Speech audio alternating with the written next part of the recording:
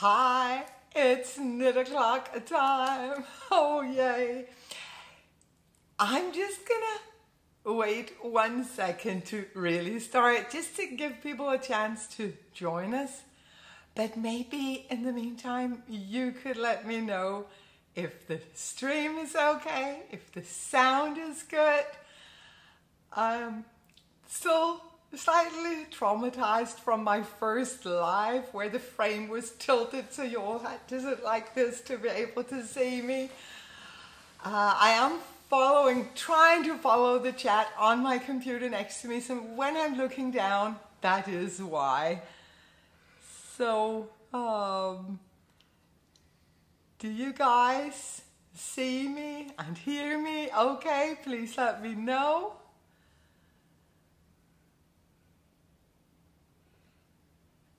Yeah.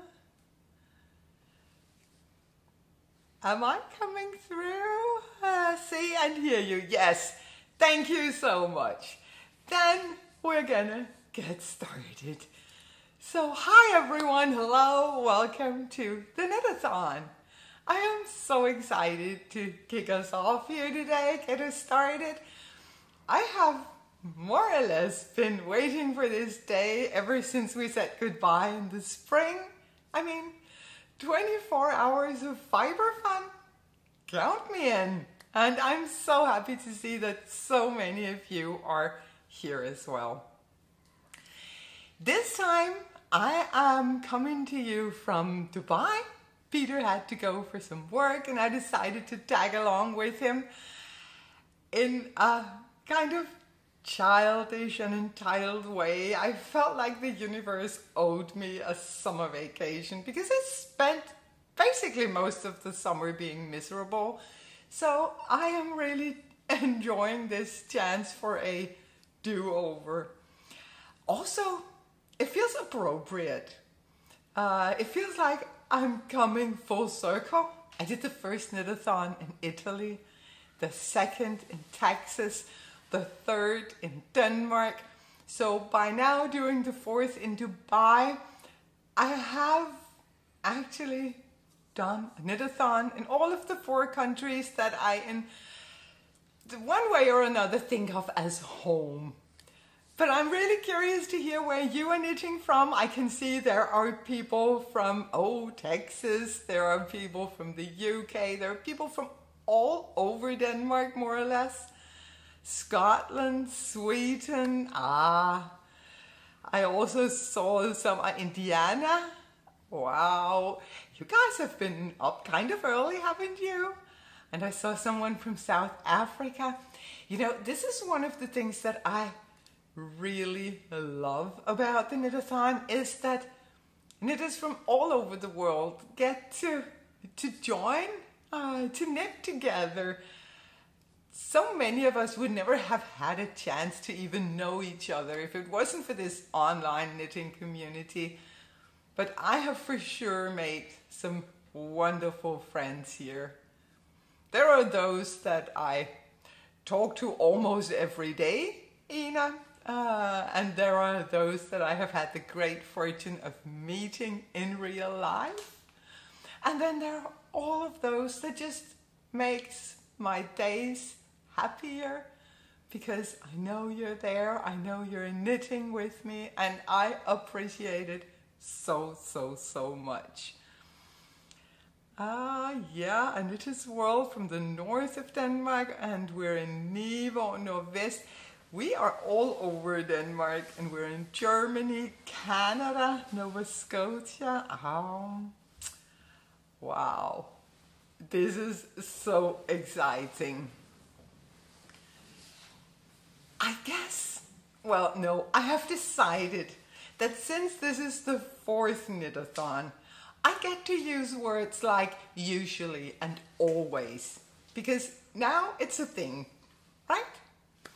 So I usually create a brand new design for these knitathons, and I always wear that design for the following knitathon.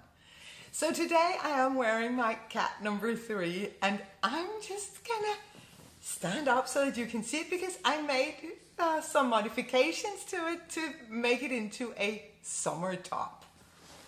Let me just see if I can, yeah, here we go. So this is basically the cat number 3, the vest that I created for the 3rd knit-a-thon, this spring knit-a-thon. I knit it in some cotton that I got in Milan.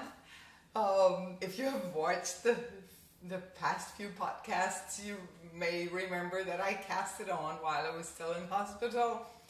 I didn't really knit on it because I could only stay awake for 10 to 15 minutes at a time, but it was so soothing to just have the knitting just resting in my lap, just knowing that it was there. But yeah, I cast on, I knit, I think just about an inch on it. But then I since finished it. The modifications that I made, well, the first one is not a modification. I just chose a smaller size than I usually would. I chose a size that gave me about 10 centimeters of negative ease, which doesn't really matter when it's a sleeveless top. And we're going to talk more later about sizing on sleeveless tops. But I chose a smaller size, a size that gave me around 10 centimeters of negative ease. And then when I reached the underarm here, I did not continue to knit the front and the back separately as the pattern tells you to do. The original cat number 3 is just held together by either some buttons or some ties. But I joined in the round and continued down, and I got a nice little tank top. I will say that I could have done with some waist shaping here. If I had tried it on, I would probably have put in some waist shaping, but I didn't.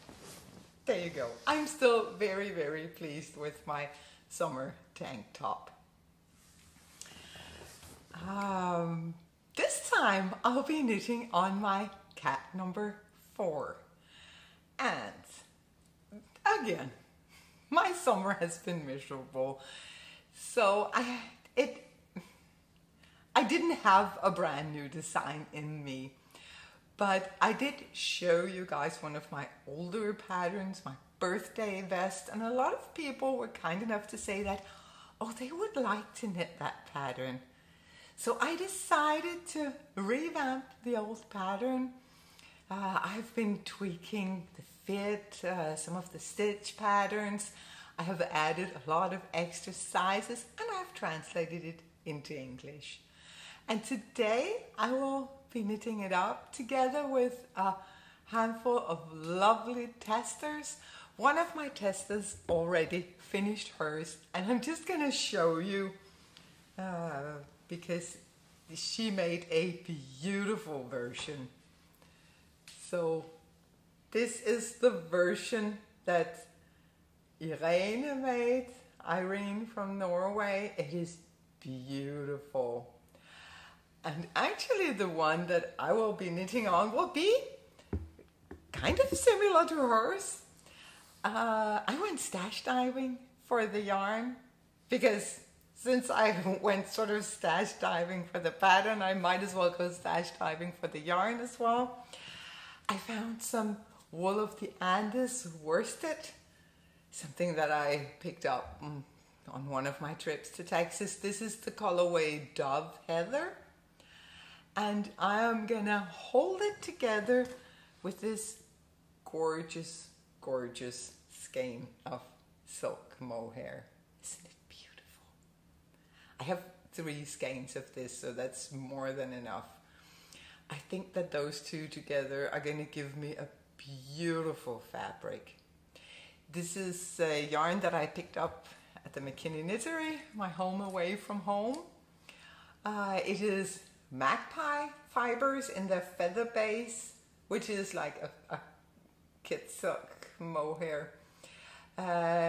It's the colorway Smoke and Mirrors. And usually I would have cast it on maybe yesterday, so I had it ready to go. I didn't do that this time because I never knit during the first of these lives. I'm always like a little nervous, a little bit intimidated by the idea of going live. Typically when I record a podcast, I have like 4 or 5 full starts before I get going. So yeah, not relaxed enough to be knitting during. But I'm gonna cast on soon, and I'm gonna be knitting away on that beautiful vest. When I first made the pattern, and that is what, maybe 4 years ago, I knit the size that gave me no ease at all, just my bust circumference. Then some weeks ago I cast on a new one in some black drops air, which, I mean, black just doesn't photograph well, but it's beautiful. I chose a size that gave me a little more than, a little less than 10 centimeters of ease. So it's more snug on me, like this one. And the one that I'm going to cast on today, I'm going to give myself 12 centimeters of ease. Because the other day I went to the doctor for my last checkup, and after I went window shopping, and I saw a gorgeous knitted vest in the window, like this chunky, oversized knitted vest with some a lot of texture to it, and I was like, yes, oversized it should be. So I'm gonna make an oversized version. Choosing sizes for these sleeveless tops and vests, I think it's always a little bit difficult, because again, this doesn't necessarily look like 10 centimeters of negative ease, but because there are no sleeves in, the fabric is not stretched out the same way. So a sleeveless top is always gonna fit looser on the body, and that is something to think about when you choose your size. In the pattern for my cat number 4, I have, of course, given the measurements for the bust circumference, but I have also given the measurements up here from shoulder to shoulder, including the ribbing, because that will give you a clearer picture of how is your vest gonna fit. Also, I will say it has some panels of stockinette stitch in the sides, so you can easily do some waist shaping or adding, subtracting a few stitches if you need to. I have already put the pattern on Ravelry. The pattern is not ready to be released, but I have put it up so that today and tomorrow, for the duration of the Knitathon, you can go and pre-order the pattern. And if you do that, you will get a 25% discount. The pattern will be released within the month of October. Probably it will be released maybe next weekend. It's not going to take long before it's ready, but yeah, to be safe, I'm just going to go with within the month of October. Once this stream is over, is complete. Yeah, Sina is asking, what are you all planning to knit for the Knitathon? You know what? I want to know this exact same thing. Then the practical stuff about comments and show notes and everything, we can take that later. What are you all planning to knit? Do you have this one special project that you have been saving for today, preparing and looking forward to? Are you just going to go with whatever the heart wants today? Or are you maybe, I know that some people are going to do a finishing of all the things, just taking them from one end and just finishing. Oh yeah, Ina is just knitting around and around on a man's sweater. Yeah, these Huspist sweaters, they're not all that easy, are they? Let me see what other people are knitting. Balloon sweater from Petite Knit. The fourth ranunculus for Dorothy. Wow, the fourth. Socks. And jelly roll blanket. And blouse number 1 by my favorite things knitwear. Beautiful stuff. Yay. And someone is going through the whips. Knitting, coffee bean cardigan in Cascade 220. That's a yarn I really would like to try. Maybe I should pick up some when I go to Texas later this month. You are knitting small frocks? You see, I may need to see those frocks. If you all post on Instagram what you're knitting on, then I can see it if you use the hashtag FallKnitathon 2023. I'm really curious about the frocks. And a terrazzo sweater. Yeah, you know, we should save this chat for the day that we might need some inspiration for our knitting, because there are so many wonderful things here. The socks for the cancer. Yeah, I will do my best to try to keep up with the chat, but I don't know that I'll be able to. I know that I won't be able to.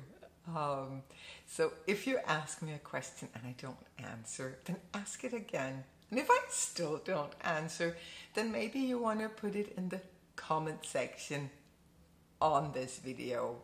Because after we end the live stream, this video is going to upload to YouTube. It is going to take forever and a day because I'm in a hotel. Their Wi-Fi is not the best. So it is going to take forever, but it is going to come up on my channel, and it will have all the things that my videos usually have. It will have a description box with the schedule for the event, links to the different channels. It will have links to the patterns that I talk about, and then there will be a comment section. So please, if you have a question, post it there and I will go through all the comments before I go live again so that I can answer your question there and then. Actually, the comment section is also where you want to be if you want to enter to win some of the amazing prizes that people have sponsored for this knit-a-thon. I'm gonna start showing you because there are so many prizes, and what I'm gonna do is I'm gonna pick winners randomly from all the 3 videos, not from the closing ceremonies, that wouldn't make sense, but for the 3 first videos I'm gonna pick winners randomly, and then I'm gonna randomly assign the different prizes to the different winners. I hope that makes sense. So some of the prizes that we have 5 patterns from Winterberry Studio, some gorgeous designs. You can go look at her Instagram. Her Instagram account is linked in the show notes, but there will be 5 free patterns from Deborah. Then we're gonna have some bags, project bags from KnitwearByMaki, 3 different bags, as you can see. I also have, let me see, it's behind me. Of course it's behind me. But yeah, obviously I have my yarn ready in one of her bags. I love her bags. They're so sturdy, and they're these bucket bags so they can stand next to you. They won't like fall, so you can just keep your yarn in there and knit directly from them. So 3 of those. Then there's going to be stitch markers here from BayTvermoseDesign, also links in the description box, and CraftByBoje. So, and then of course, there's also going to be yarn presents. There is going to be one skein, the lighter gray here.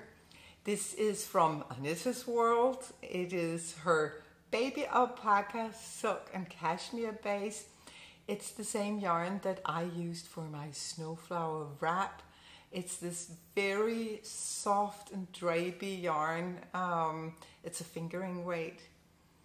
And the other yarn is one of my hand-dyed yarns, a silk mohair that was generously donated by one of you viewers, Susanna Margaret, who has been donating prizes to the Knitathon ever since the beginning.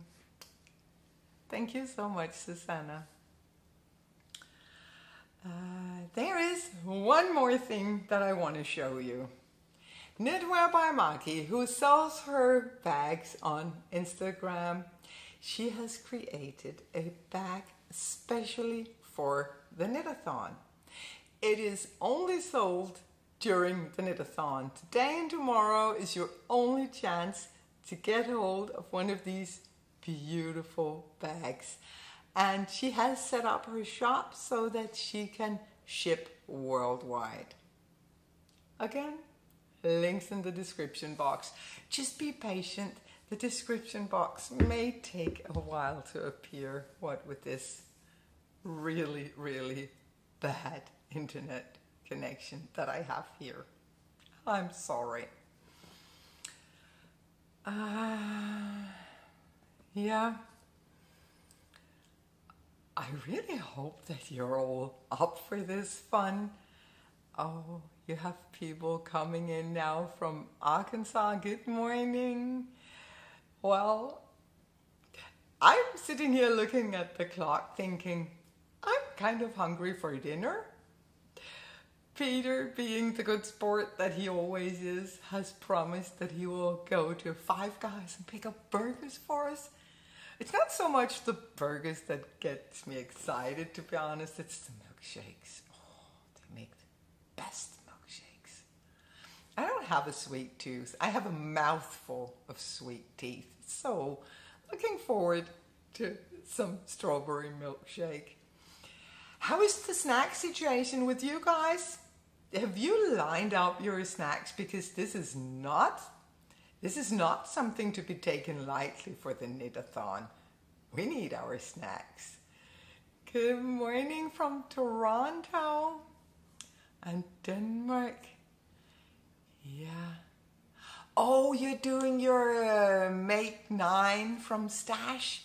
That is cool. We have a knit along going in Denmark. It's a Make 9, but it is purely yarn from Stash to qualify for that Make 9. That is awesome. Oh no! Jessica forgot to get chocolate. Jessica, we need to get someone over to your place with some chocolate because chocolate's the thing. We can't do a knit-a-thon without chocolate.